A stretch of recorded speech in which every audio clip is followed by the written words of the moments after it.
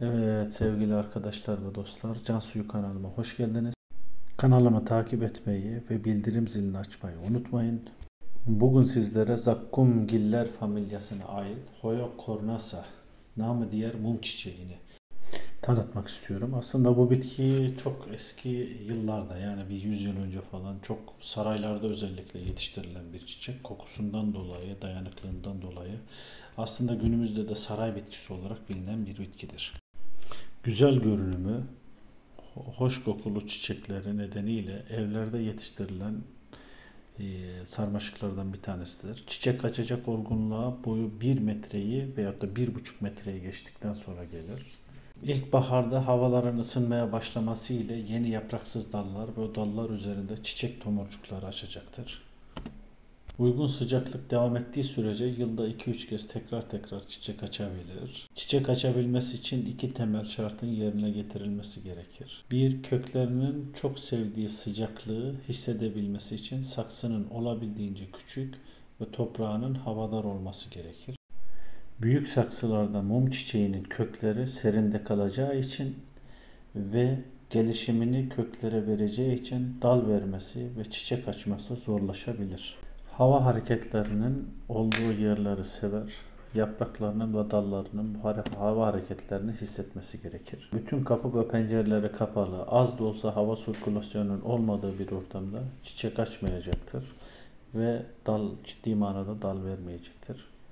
Mum çiçeği şu şekilde büyür. Önce dallanır. Sonra bu dallar yapraklanır ve çiçek açar. Bu yeni çıkan dallara mümkün olduğunca dokunmamak gerekir. Özellikle çiçek koçanlarının olduğu kısımlara da dokunmamak gerekir. Mum çiçeği aynı çiçek koçanlarından tekrar çiçek açabilir. Her çiçekte olduğu gibi sulaması güzel yapıldığı zaman, ortamını, konumunu güzel bulduğu zaman ve güzelce bakıldığı zaman bu çiçek de size gerçekten kendini verecektir, kendini açacaktır. Güzel dallar, güzel çiçekler verecektir.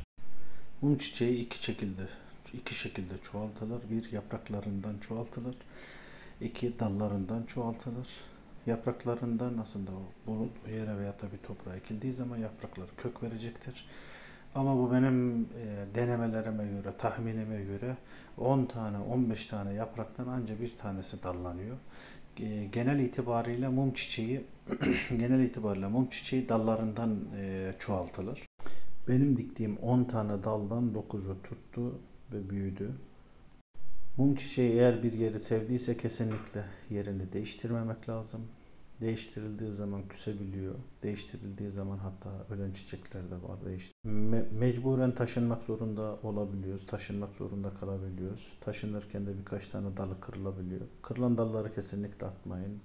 15 santimlik makasla 15 santimlik bölündüğü zaman kesinlikle bu dalları bir toprağa ektiğiniz zaman bu dallarla 10'da 9'u tutacaktır. Gübreleme işi yılda bir iki kez bir kesme şeker, iki kesme şeker atılabilir. Kesme şekeri çok seviyor. Bunu test ettim, onayladım.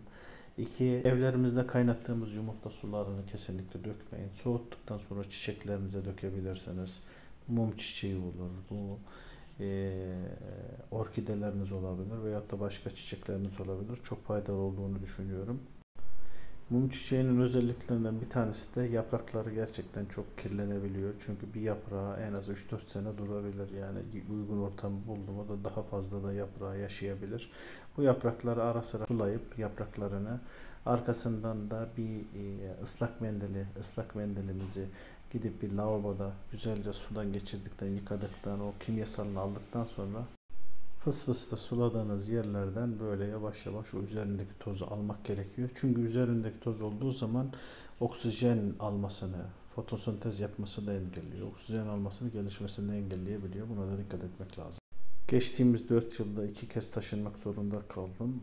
2 kez de bu hoya bitkimi taşıdım. Hatta en son 3-4 ay önce taşındım. 4 ay önce taşındığımda 8-10 bayağı bir dalı kırılmıştı.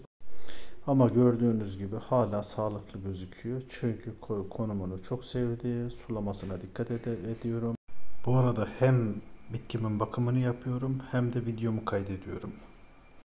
Özellikle sulamasına gerçekten dikkat etmek lazım. Çok su verdiğiniz zaman bitkinin kökleri mantarlanıyor ve ölüyor. Az su verdiğiniz zaman da o ucundaki çıkan dalların uçları kurumaya başlıyor ve bitkinin gelişmesi, büyümesi yavaşlıyor. Bu bitkinin dallarının ucunu kurutmadığınız, bu şekilde sulama ile alakalı dokunmadığınız zaman, kurutmadığınız zaman bu dallar uzamaya devam edecektir. Uzarken de en alttan başlamak kaydıyla yaprakları yavaş yavaş açacaktır. Yine belli yerden, belli ortalardan başlamak kaydıyla çiçeklerini açmaya devam edecektir. Kesinlikle şunu da ihmal etmemek lazım. Bitkilerimizi sularken, bitkilerimizin yapraklarını silerken, bitkilerimize bakım yaparken kesinlikle bitkilerle konuşmak lazım. Güzel sözler söylemek lazım. Çünkü yapılan bir araştırmada bu güzel söz söylemek hem bitkilere iyi geliyor hem de bize iyi geliyor. Mum çiçeği sarıcı ve tırmanıcı bir bitki olduğu için ona bir değnek ya da bir ip yardımıyla ona uygun yaşam ortamının oluşturulması lazım. Yukarıda asılı bir vaziyette ise değnek veyahut da ip yardımıyla bir yere asmanıza gerek yok. Aşağı doğru sarkacaktır. Videomu izlediğiniz için teşekkür ederim.